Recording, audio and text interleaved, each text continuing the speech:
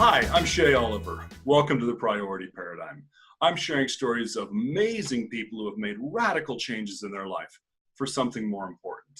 Today, I'm joined by Roni Lambrecht, and she has a truly amazing story to tell us. So without further ado, Roni, please take it away. Well, hi, Shay. Thanks for having me. Let's see here. So now we start with our story, huh? We did. We did. Well, my husband and I and our son Dalton had a great life together for 15 years and 8 months. And in December of 2013, our son actually passed away in an ATV accident where he was hit head-on by a sandrail. The question most people ask in that moment is, what is a sandrail? Right. And I'll tell you, it's like a huge dune buggy and about 6 times the weight of his four-wheeler. Oh my gosh. Yeah, so he was hit head on and killed instantly. And, sorry, I have to breathe a little. Take your time. Sorry. Oh, I always try and get through that really fast. Phew. I can't begin to fathom. Yeah, sorry. So anyway, we lost Dalton on December 29th of 2013. And my husband and I obviously had to start a whole entirely new life that was not our choosing. So living in a family of 3 and surrounding your whole life, usually as parents, with our children, we do everything around our children's lives and focus on their needs and where they need to be and when they need to be there and who their teachers are and what they're doing at school and that kind of a thing. And so the first major thing that we really noticed was how much extra time there now is in every single day. And what do you do to fill that time? Because in most cases, when someone loses a child, they fill that time by laying in bed, by watching TV all day or not doing anything. And both John and I felt like we really didn't need to be a drain on society, and we really needed to do something to make Dalton's legacy matter.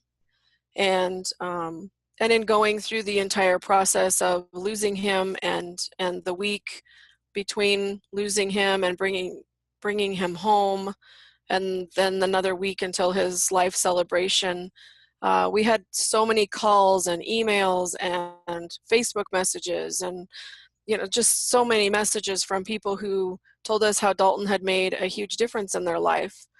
And as most parents, most of us are, we think our kids are amazing, right? Everybody thinks their kids are awesome and amazing and the best thing in the world, right? So, and for us, we really knew that Dalton was a great kid and that he really cared about people and really cared about their feelings and that kind of thing. And we were very close to him. I mean, we spent every single night, we spent a minimum of 10 or 15 minutes in his room cuddling with him, even at 15 years old. He would tell you it's hanging out. We were not cuddling, but we were hanging out. But anyway, I mean, we would talk every single night, and, we just really felt like we really knew everything about him. And as it turned out, thankfully, it was good things that we found out. But at his life celebration, the kids actually stood up and they spoke for almost 4 hours about how Dalton had changed their life. And 6 of them actually stood up and said that had it not been for Dalton, they wouldn't be here today. And how they were going to commit suicide, how they, things had been wrong in their lives or that kind of a thing. And Dalton made them stop and kind of see the light and talk to them. And in most cases, really, a lot of them just said he really listened a lot. Wow. And for a 14, 15-year-old kid to have the ability to do that and the ability to sit and listen and not get even caught up in all of that was pretty amazing to us. But then the fact that these kids really felt like because Dalton lost his life, now they need to do something to make their lives matter, because he was the reason that they are still here. Wow. So we thought that was pretty amazing, and definitely that does help you feel really good as a parent that hopefully you did something right. And I don't know that we had a whole heck of a lot to do with that. I just know that he came into the world as a wonderful kid, and hopefully our love just helped nurture that. So anyway, but that being said, even though you have such a great kid, life will tell you that you have regrets. All of us have regrets. And you could have been the best parent in the entire universe. You could be the best of anything in the entire world, but you still have regrets. What if I did something this way? What if I did that? You know, would he still be here if I didn't let him go riding that morning? There's so many questions you can ask yourself, and you can consistently spin down a hole if you're always asking those questions. And so with a lot of guidance from friends and family, John and I were very, very diligent in deciding head on the day of Dalton's passing, actually, that we would have to do something with this and make the world a better place with it. But the other thing was that we decided head on that we were going to not focus on all the things that we didn't get to have with Dalton, all the things that Dalton didn't get to do, but that we would focus on all of the time that we did have with him, and how lucky we were to be his mom and dad, and to have the 15 years, 8 months, 3 days that we did with him. And so I don't know why we chose to do that. I think probably we raised Dalton that way, to be very positive, and I think he'd be mad if we didn't do that. But I also think somewhere he must have been reaching out and also trying to make us see that too, because quite often it's very easy to go down that rabbit hole and see the dark side. And certainly. Exactly. So we work diligently, and I mean diligently, on a daily basis to get out of bed and say, okay, today we are going to, do this, and this, and we are going to make a difference today. And there is a reason that we're here, because if you catch me late at night or you catch me in Dalton's room, there's a lot of days I would tell you I don't want to be here anymore. And I would far rather be where he is, and be with him and be able to hug him. But because we have to be here, and there's only one way to not, then we better focus on making the world a better place and doing something about it. And so that being said, all those regrets that pop up in those dark times really started taking over my husband, John. And one of the things he said was, honey, you're such a great writer. Why don't you write a book about this, so that parents now who still are lucky enough to have their kids can take what I've screwed up on, basically, and make a difference in the life that they still have with their kids, so that if anything were to happen to either one of them, that none of them would have any regrets like I do. And then that being said, in addition to that, I had been not blogging, I wouldn't call it blogging, but just kind of doing some posts on Facebook. People ask questions and then I would post, and people are always asking how we're doing. And so I would post things, and some of the things that I would post, I would get pretty deep into how we're feeling or what's going on and the grief process and that kind of a thing. And in one of the posts, I just really talked a lot about really enjoying the time that we had with Dalton, and the looking back on all of the things that we did with him. And while we may not have done a ton of, certain things, we did really work on making our everyday life with him when he was here. We really did work on making things fun and being together and just focused on our family. And I know my sister would tell you I was a mean mom, because from the age of 4 years old, Dalton had to sort his own laundry. He had to do cleaning. He had to empty the trashes in the house. He had to make his own lunch every day. And I know 4 seems like a young age, but my kid could do it. And there's no reason, if they can do it, there is no reason to not let them do it and make them feel good about it. And so while there were a lot of chores he didn't like to do, he definitely, you know, got his allowance, and he got things with that, you know, that kind of a thing. But I really felt like it was important that we raise a responsible human being that we want to put in the world. And so in doing so, one of the biggest things that we did was we really tried to make our everyday mundane chores kind of fun. And, you know, hanging out in the kitchen and making dinners, you'd turn on Bruno Mars or, you know, something, and dance and giggle and, you know, have a great time together. And so many of our memories include things like that. And so when we're looking back and we look at all of the things that we did, those are some of the things that we can say, hey, we did do that right. But some of the things, like my husband will tell you, are that he never swung a baseball or swung a bat and played baseball with Dalton. And every dad plays baseball with their kid. And, you know, why didn't I ever play baseball with my kid? And, you know, those kind of things. And so we've worked through a lot of the, well, you know, Dalton never wanted to play baseball. You know, he had a baseball and a bat and a glove here, and he never wanted to do that. And so we found other things that he liked to do, and he loved to be on his ATV, and he loved to camp, and he loved to hunt, and, you know, all that kind of stuff. And so those are the things that you did that, you know, I tell John, those are the things you did with him. And those are the things that mattered to him. If baseball mattered to him, we would have done it. Yeah.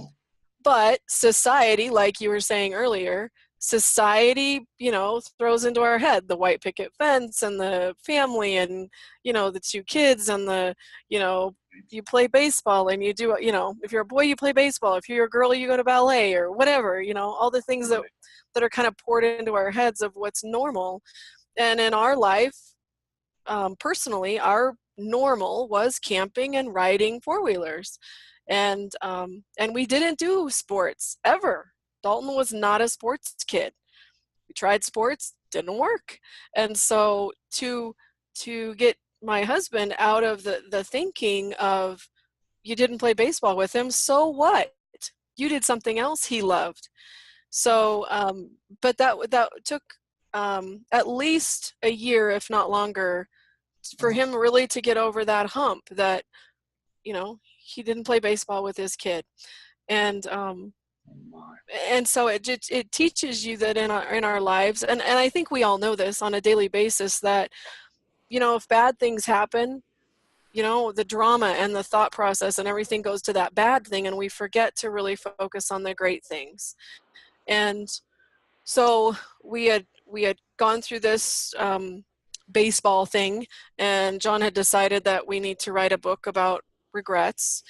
And then I had been putting these posts out on Facebook, and people were saying, you know what, because of what you said to me today, I haven't talked to my child in 3 years because he told me he was gay. And so I disowned him and sent him out of my house, and I haven't spoken to him in 3 years. And because of what you said today, I made a phone call, and my son and I are having dinner. That's yeah. And then a lot of other people would say things like that, and they would say things like, you should put that in a book, or you should, you know, write more about that, or do a class on that, or that kind of a thing. And so I took all of that stuff and decided I would write a book to current parents, not those that have lost a child, but to current parents who are still lucky enough to have their kids. And it doesn't matter what age they are, 0 to 100. If you're lucky enough that your kid is still surviving you, then that's amazing. And so I wrote the book to those parents. And what I did in the book is I tried to write a story about us with Dalton in the beginning of each chapter. And then at the end of each chapter, I did straightforward tips for parenting at your best. Cool. And I'm using that and trying to speak to parents. I'm doing moms groups and libraries and book clubs and just speaking engagements in general, just trying to meet with parents and a lot of one-to-one kind of talking to them. I'm not a counselor. I need to preface with that. I'm not a counselor by any means. but I do feel like our story does have some important thoughts to it. And one of the biggest things I would tell you is put your freaking phones down. Put your phones down and pay attention to your kids when you're eating dinner, and make them put their phones down too. There's so many tips, and that's actually not one that's in the book, but it's something that John and I see every single time we go to a restaurant. We will see a family who has all their phones in their hands and they are not communicating, and it just kills us to know that they're giving that time away. And who knows for them, we had dinner with Dalton just a few hours really before he passed away, about 15 hours, I think, before we lost him. We had dinner, and I just can't imagine if we didn't have that last dinner with him. So there's just so many things that I could share with you. But in the book, there's 31 chapters of stories and ideas for current parents to help them with their kids, and to help them really focus on the time that they have, and to really be in the moment and make memorable moments with even the dreariest of things to do, dishes and making dinner and laundry and that kind of a thing. So Certainly. yeah. That's I don't know how to express my condolences. I mean, this is something that is almost it's not something I think you can fathom. Exactly. Yes. Any parent, with any sense of reality can say what it must be like, what you've gone through. So thank you so much for coming and sharing your story with us today. I am blown away by the direction that you went. I do know, I actually know one father who lost his son, and the father didn't commit suicide, but he died within a year. He gave up. Yes. And I think that that's a more common thing that people do, is when they're faced with, such a horrible situation, is that they give up. They focus on the negative. And you've really, you're amazing that you focused on doing something positive. I have to ask, how did your friends and family, were there some that thought the idea of you doing things, engaging with parents that still had kids, was there any negative, like, well, you don't have a child anymore? Was there? Absolutely. I could tell you almost everybody is very fearful that it is painful for John and I. And it is, I'll be honest with you, it is painful. Sure. But I also feel like it's very healing when you can talk to a parent who says, wow, what you told me today made such a huge difference. And I am going to make a difference today and for a long time. Now, do things like that. I mean, it's just like exercise and a diet, are people really going to commit to things? And so when I do hear of other parents who say they read my book 6 months ago and they're still making those changes, or now they do highs and lows at bedtime. You'll read about that in the book, but they do highs and lows at bedtime, and how important that's now become in their lives. When John and I know that our story has helped a parent, even if it helped them connect with their child for 10 minutes more a day, you know what? That's huge. It's massively huge. And if I helped that one parent do that, then I did my job. So it's just awesome to hear parents say, oh, now when we do laundry together, we throw socks at each other. Or now when we make dinner at night, we dance in the kitchen. I never would have danced before because I'm not a dancer. Everybody thinks to dance with their kid, they have to be some Fred Astaire, and it's not that way. It's way more fun if you're not Fred Astaire and you're pretending to be. More. Exactly. Yeah. Wow. So during that time where you, after you lost Dalton, and you began to realize you needed to do something different, you needed not to behave like the typical, parent who has lost a child. What were some of the processes going on and the debates that were going on inside of you personally that made you take the direction you did? That's a really interesting question. I know one of the biggest things that I don't want to say fight with, but I don't know what that word is. I go back and forth with a lot is I am one of the very first phone calls that people make when they hear that a friend's child has passed away. And I've been very open with that. I'm happy to talk to those people. I'm happy to do anything you need. I'm happy to give you advice as to how to handle that situation and what the best things are for you to do. In fact, I've got a list in the book, and then also that I can email to anybody, but I've got a list that of all the things that you don't think about when someone loses a child or is going through a terrible time in their life. You don't think about that they need toilet paper in their house because there's a million people walking through their house trying to be there for them. Right. So I have that practical list of all the things that you can do and that kind of a thing. And then I also am very wide open to talking to those parents or talking to those friends about what can they do to help. But that comes very naturally because you know what? I'm been in it now, and suddenly, I'm thrown into something that I suddenly have to become an expert at, and was not of my choosing. And both John and I feel like we did not choose this. We don't want to be in this situation, but there's nothing else we can do. So if we need to be here for parents who have lost their children or those who love them and are trying to help them, then we are here for them. And one of the biggest arguments people said to me was, why don't you write a grief book?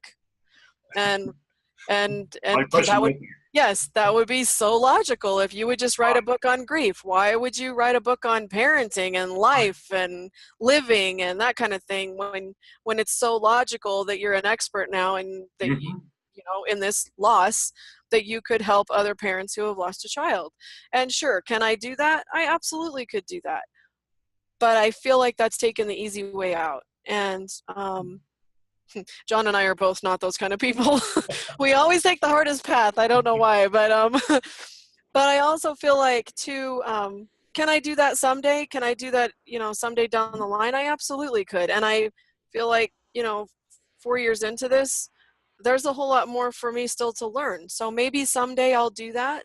The other side of the not writing a grief book is I read every grief book, I'm telling you, in the first couple years. And there is not a single one of those grief books, not a single one, that can tell you, get off your ass, be busy, keep living every day and that kind of thing. They all tell you to focus on your grief and live through your grief and and they all want to know what are you missing and what did your child miss and what are you lacking and all these things, and it just doesn't make any sense. Why is there not a grief book out there that teaches you how to turn things around and to still live after you don't want to live anymore? Right. So if I do ever write one, it will be that kind of a grief book because there's never been one written before. They're worthless. And if anybody ever tells you there are 5 stages to grief, they are lying. It's not true. So that being said, I think that it was more important for us to turn things around and do the parenting book and work with current parents because I feel like somehow we could have a bigger impact. I've read in my own parenting life before we lost Dalton, I would probably tell you we've read nearly every parenting book on the planet. I wanted to be a good mom. I didn't want to suck at it. I wanted to do what I could do and do it right. But I can tell you there's certainly never been a parenting book written from the perspective of a person who's on the back side of it.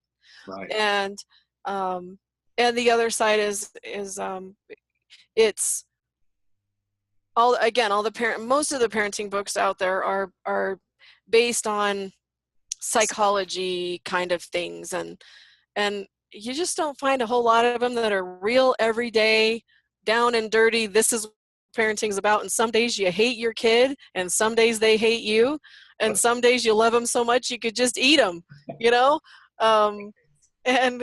But then there's those other days they're running up the stairs and they're screaming at you and you're screaming at them and you're, rah, Sure.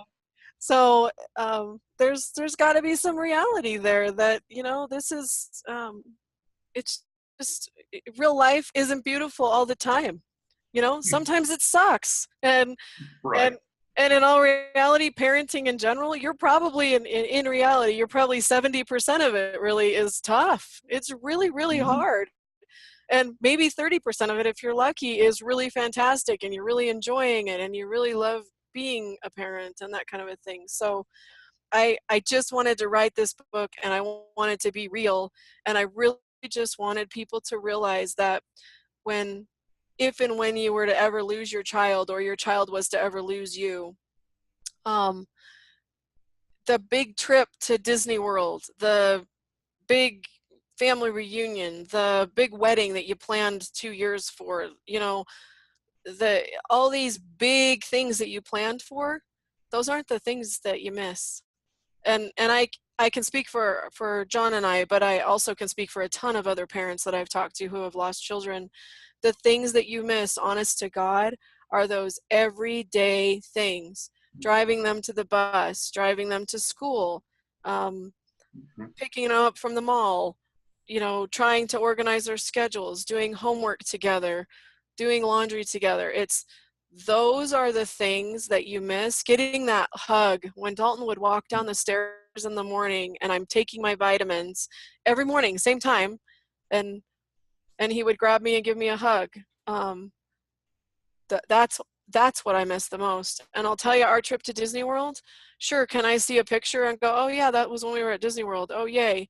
Um, but that's not the times that are the important ones. And so I will tell you as a mom that, life is busy and we are all overwhelmed. Things are insane. We're pushed constantly to work so hard and to make money and to provide and that kind of a thing. And I would just tell you that if you can just take, you're doing the dishes, and take 5 minutes of that time and turn on the stereo and dance while you do the dishes. And, just make it fun. And those are the little things that you remember, the conversations that you had out of the blue when you're freaking out and you're like, oh my God, we're going to be late for school. And there's so much going on. And then your kid has a breakdown and you have this long talk that lasts for an hour and they're late to school.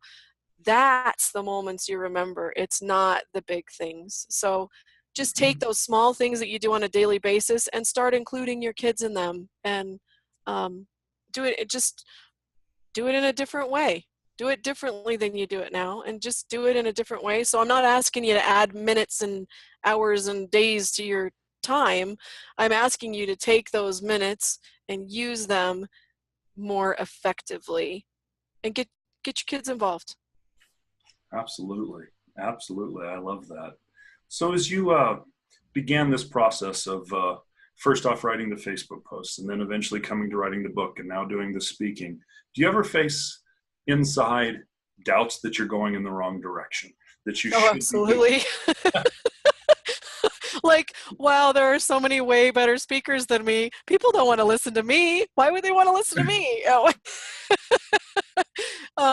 But no, and definitely, and I'm sure you find this too in your life, that when you decide that you're going to do this and try and make a difference in people's lives, to some people what you're doing seems really, really important and wonderful, and they really want to help support you. And then other people are like, oh yay, that's a really great idea, and you know that you're never going to have their support. Right. And sadly enough, those are the people that we focus on. Why don't I have their support? Right. Right. um, but it's I have a lot of doubts. I have a ton of doubts. But I do. It's when someone calls and they say, I read this story about Pay It Forward in your book, and I feel like I really touched someone's life today, and they touched mine. Or just there's just so many different things that people will say they read in the book, that uh, that made a difference, and so they have spent more time with their kids. That it just it makes it all worth it, even though I feel uncomfortable every day, um, in my skin, which I think obviously has a whole lot to do with the grief in general. Confidence kind of goes down the drain when you're going through grief.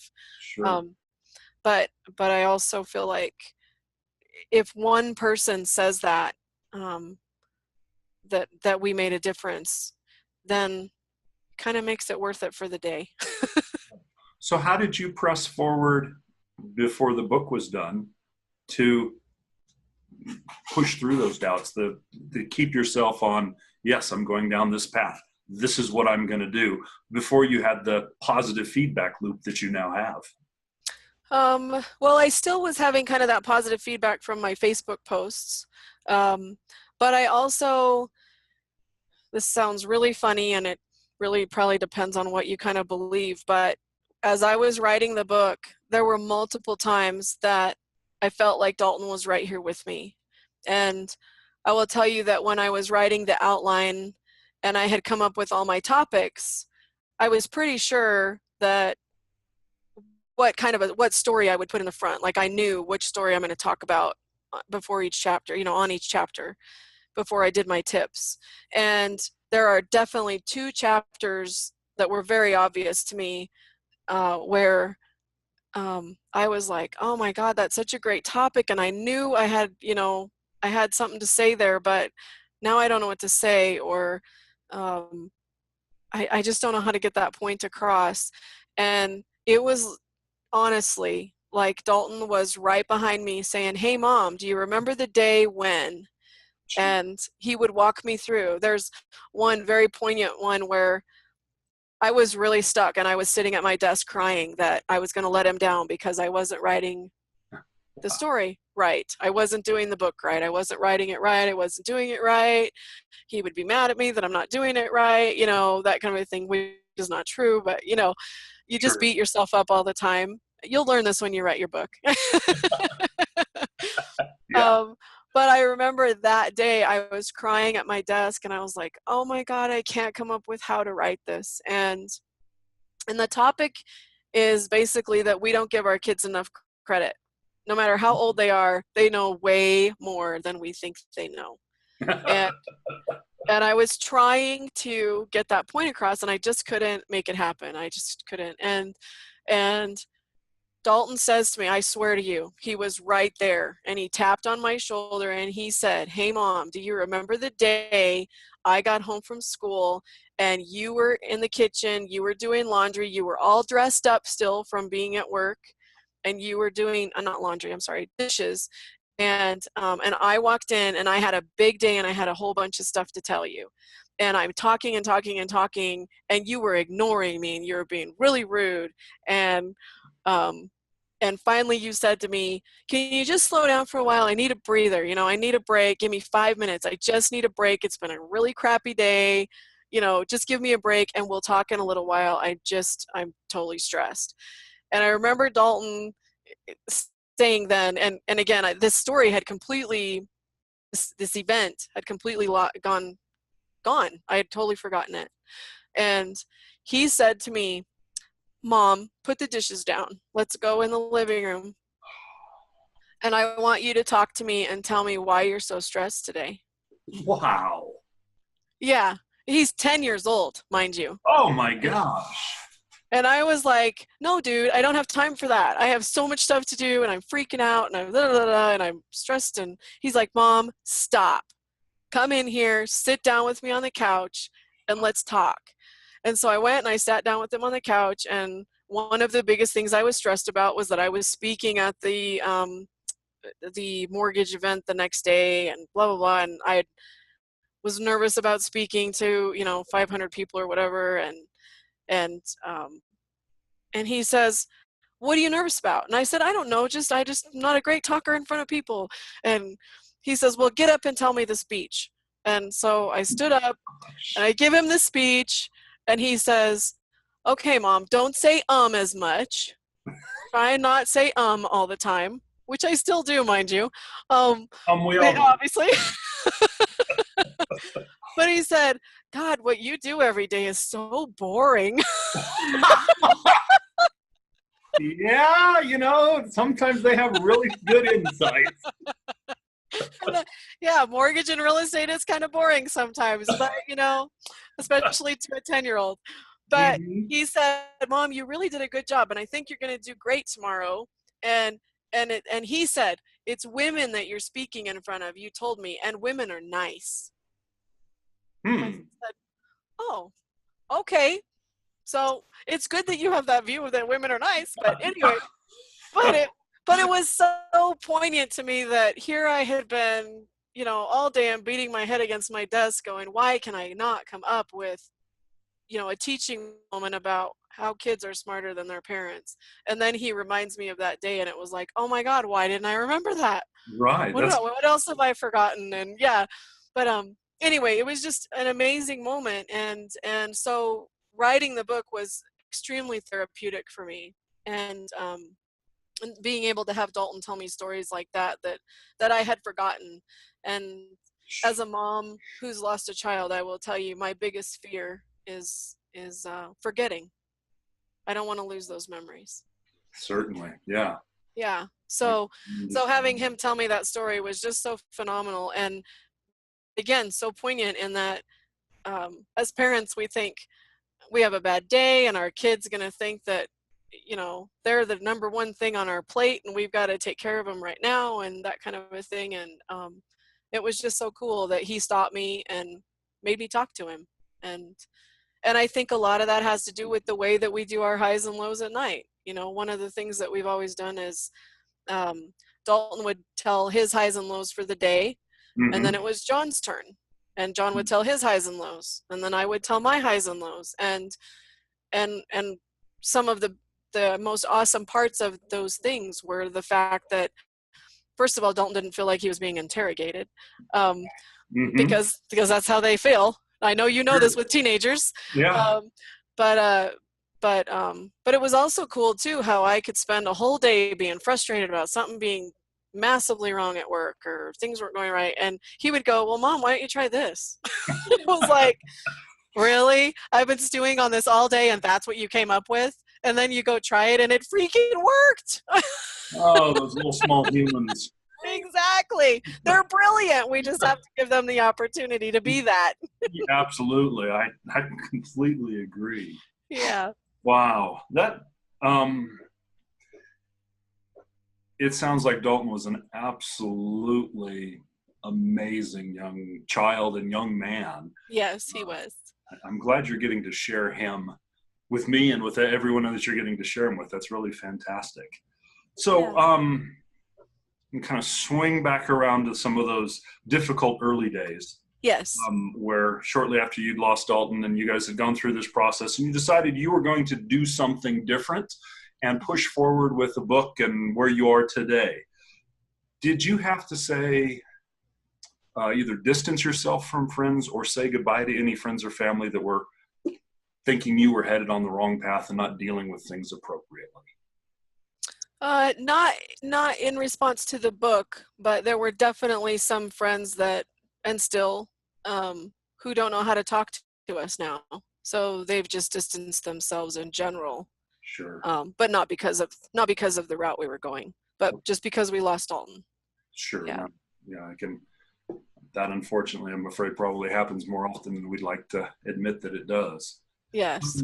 So how important was it to have people around you as you took what is a pretty courageous step into doing something so different?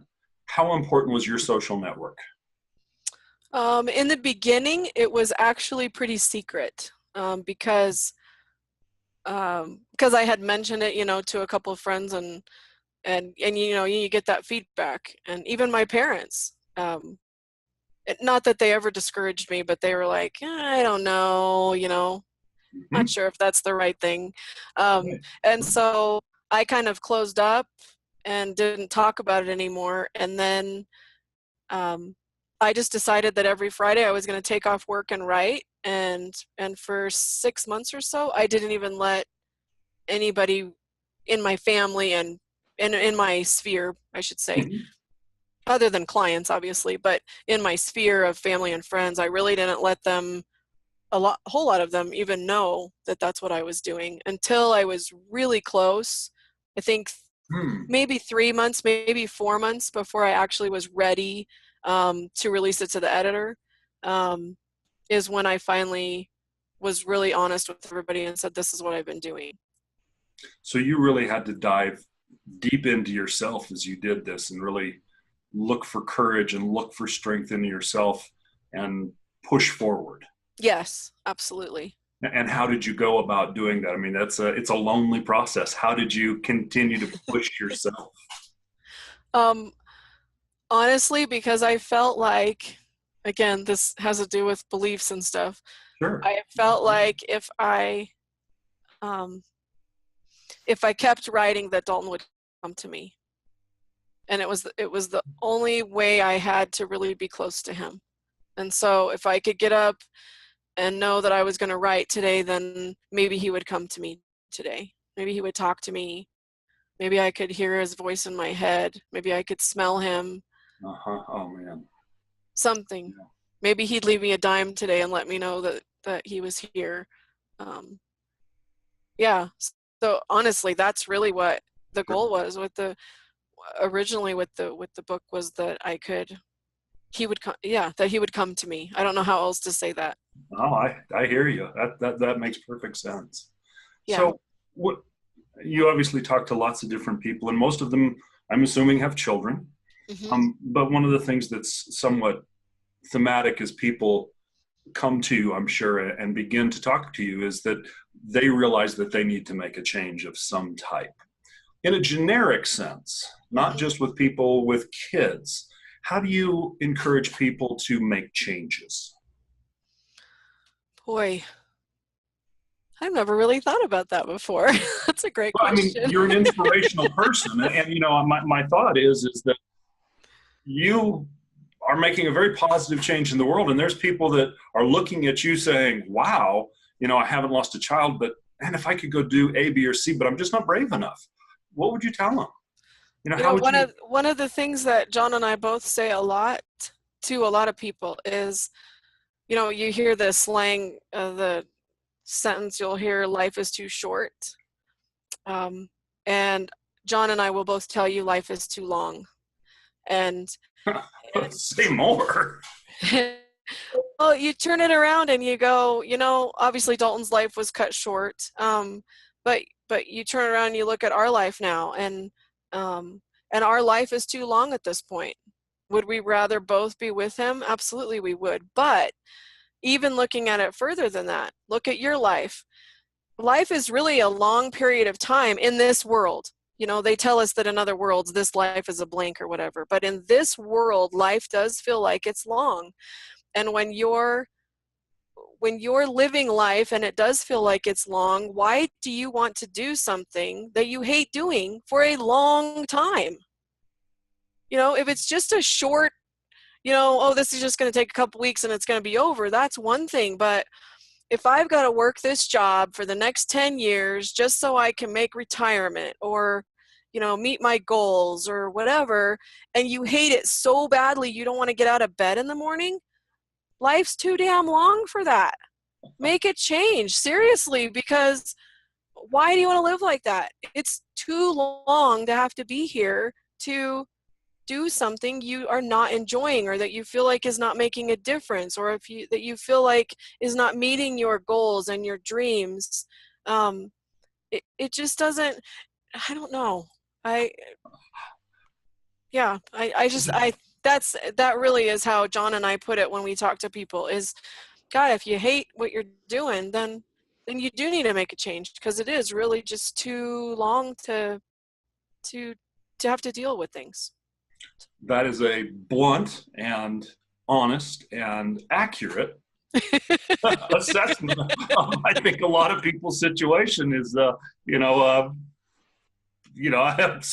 thing that comes to mind is my grandmother's old saying, in the days of one bathroom in a house, is either you shit or get off the butt. Exactly. Yeah. So, you know. Yeah, I don't beat around the bush. Sorry, I didn't warn you of that. But no, that's fantastic.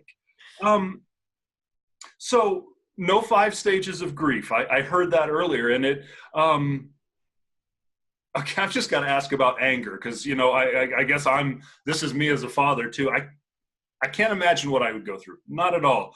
but the anger I would feel that my son wasn't with me anymore. Right. It seemed Right. consuming. How did you deal with, or did you have to deal with that? Oh, absolutely. We still deal with that every day. Um, every day. Yeah. When someone says some stupid comment to you like God needed another angel and you want to punch him in the face, um, you are dealing with anger Mm-hmm. uh, a lot of times. And we're in the midst of selling our house right now, which is something I never in a million years thought we would do. I thought that we would be in our house for the rest of our lives. That's the reason we built it the way we did, the reason that I mean, we thought Dalton would want it someday. We thought his, our grandkids would be here. Mm-hmm. We don't get to have grandkids now. Um, and I talk to people every day that have grandkids and they dote on their grandkids and how wonderful it is to have life with grandkids and all that. I don't get that. I don't get to have that in Right. my life. Um, and and that is maddening, and lots of times I can sit with those people and I can laugh with them and be happy for them that they get to have grandkids, and then I can come home and go, God dang it, why do they get to have them and I don't? Sure. Yeah, I mean, that's supposed to be the really funnest time of your life. Spoil them and send them home, right? Right. Right. And I looked forward to that, and I don't get to do that now. There's just so many things. I don't get to walk my kid down the aisle to his wife someday, and all those things that you don't get to do, and that is maddening, and it does Mm-hmm. make you angry, but it also makes you feel like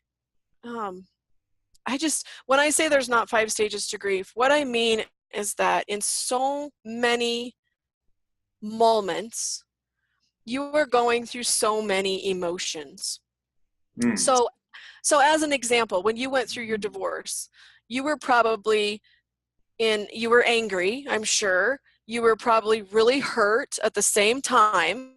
Mm-hmm. You were probably really emotionally worried about your kids. Mm-hmm. And that's only 3. I'm sure there were 100 at once going on. And the same exact thing when you lose your child is, yeah, am I angry? You're damn right I'm angry. If there's a God, I am madder than hell at him. I think he made a really crappy decision. Do I know the whole universe yet and why this all happened? No, I don't. But for the moment, with the information that I've been given, it pisses me off that this is the decision that got made. I'm a good person. Why did I lose my baby? It's not fair. Right. And why are there so many other parents who don't care about their kids, or so many other kids who are out there and doing terrible things, hurting people, or all that kind of thing, and why are they still alive and my child is not? So yeah, there's a lot of anger. Then there's the entitlement too. There's like the well, I've had to go through this, and so I shouldn't have to deal with this or this or this or this because I've had to go through this big thing. Right. So why should I have to deal with my tire going flat? You know what I mean? It's all those little, Yeah. all those little everyday things, and you're like, oh my God, why do I have to go through this? Why do I have to deal with this? I've already been through this horrible thing. There's the, obviously the insane, extreme depression and sadness. Mm-hmm. There's just so many emotions, but they're all, you go through really happy times too that are the guilt then, so you have a happy time and you have a happy moment, you're laughing, and then you're so guilty. I'm laughing, Dalton's not here and I'm laughing. Why is that happening? There's while you're in the happy moment, how you feel really, really good, and you're like, oh my God, like this is my reality for this moment, it's okay to be this way. There's just, I can't even tell you, but there are, when someone says 5 stages, you can't even lump all of the feelings that you have into a stage. Like, I know one day I had woken up and I was pretty upset that I had just finished reading 5 Stages of Grief. Oh. And what is it, On Death and Dying, or whatever that book is by Kubler-Ross or whatever. And I was so mad. And so I sat on my phone and I just typed in my notes every single feeling I was feeling at that moment. And I think I came up with something like 112 different things I was feeling at that moment. And then I was like, well, maybe she's right. I'm going to sit here and I'm going to go through these and I'm going to try and break it down and see if I can fit all of them into these 5 stages that she says. And you can't. It's impossible. I don't know. It's definitely, so that is something that really gets me mad. What stage are you in? Can you tell? Have people actually ask you that? Oh, yes. Really? Oh, yes. Oh, yeah. What stage do you think you're in? So people want you in a bucket. Absolutely they do. They want you this box around you, and they want to be able to say, okay, she's depressed right now. She's angry right now. Yeah. So when somebody asks you something like that, I saw one reaction. Is that usually how you explain to people? Yeah, I do say there are not 5 stages of grief. I'm going through many emotions all at once. And would you like me to list them all right now? So how important is being frank, blunt, and honest with people when you face something like this? How important is that? I think there are definitely nice ways to do it. I know that I have a girlfriend that lost her daughter, and I know when people say, like God needed another angel, or, God just needed him more than you did. That's I hate that comment. Yeah, but people say those things, and she will grab their arms and she'll shake them and say, you have no idea, and this is how what you should have said. You should never say that. This is what you should say. I don't think I would approach it that way in most cases. We had a really close friend say to us, he said, just think of it as retiring from parenting early. You get to go on a lot of vacations now. Are you fucking? Oh, yeah. Yeah. But, yeah, and when I told her that, she's like, did you wring his neck? Did you shoot him? Like, what did you do? And in all honesty, in that moment, I bit my tongue and I just said, hey, bud, that's probably not the way that we'll ever look at it. Yeah. But the other side of that is I really did turn that around, and I looked at, and don't take this offensively, but first of all, he's a guy, right? He tried his darndest to say something, right? And he probably drove all the way out here for 30 minutes from his house thinking, what the hell am I going to say to them? And he truly thought that was a brilliant comment. And so, you know what? You got to give him kudos. He tried. You really do. Now, other people, they'll tell me, I'd have kicked him in the face, but it's like, you really got to stop and think about, they tried, and they really, I know he thought that through. I know he did. He was so proud of himself when he said it. I could see it in his eyes. Yeah. So you just got to give people some, we expect grace, right? Because we're the people that lost a child, but right. We also have to turn around and give grace too, because people don't know what to say. And none of us have ever been taught what to say during grief, what to do during grief, any of that. And so I have a whole chapter in my parenting book on grief for that very reason. One of the things that we dealt with was somehow it gets through the grapevine before my parents even know that Dalton's died, and somebody gets on his Facebook page and says, are you dead, dude? My parents don't know. My sister doesn't know. We're 1,100 miles away from home. We haven't gotten that far yet. And somehow it got to this kid, and where I was in my grief, I don't know how to get this off of his Facebook page. I don't know how to make that happen, and I don't know how to contact the kid. And you think now, and you look at it and you go, well, you could have clicked on the kid's name and you could have sent him a message and all that. But at the time, I can't think through that. Yeah, no doubt. And I cannot ask for help with that, because the people that I need to ask for help from are the people who don't know yet. So, but again, people say the dumbest things because they don't know. Right. And so So in my chapter, Events That Transform Your Lives, it talks about, teach your kids to stay away from the buttons on their phone. If it's not their message, shut up. Keep your fingers off the phone. If you are going to tell somebody bad news, to always, always, always, always make sure that they have someone next to them to help them through it. Don't give somebody, one of Dalton's best friends found out, and he had nobody next to him to help him with how to handle it. Oh. And therefore he was crying so hard and couldn't talk, and he's he was a 13-year-old kid at the time, and all he knows to do is get on his phone and text another friend, and then from there things blow up and they get in the wrong hands.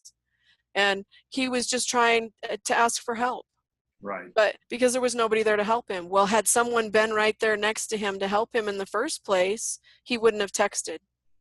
Mm-hmm. So there's just so many things that as a society, we do not teach people how to help people who are grieving and who are going through something bad in their life. And I don't mean to compare this, but a job loss, a kid who just lost a boyfriend or a girlfriend, somebody that just had their first kiss and then that person left them, or, all these things that you think are little things, versus, as well as all the big things, losing a parent, losing a friend, losing a spouse, all those things. Nobody knows what to say, and we need to be better as a society at educating people, as that it's not what you say, it's what you do. Be there, just be there, listen, help them go through pictures. I have a whole list of things I can share, but just be there and be involved and do whatever you can, and mow the lawn, do the grocery shopping, clean the toilet. Honest to God, I couldn't grocery shop.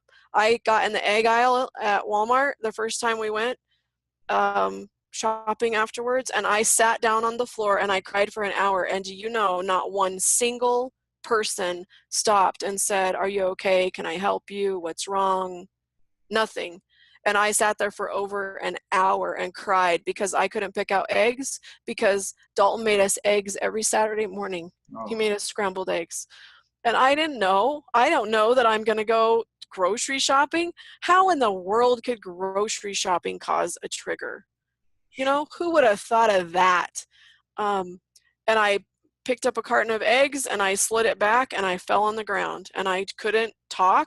I cried and I couldn't function, but nobody said a word to me.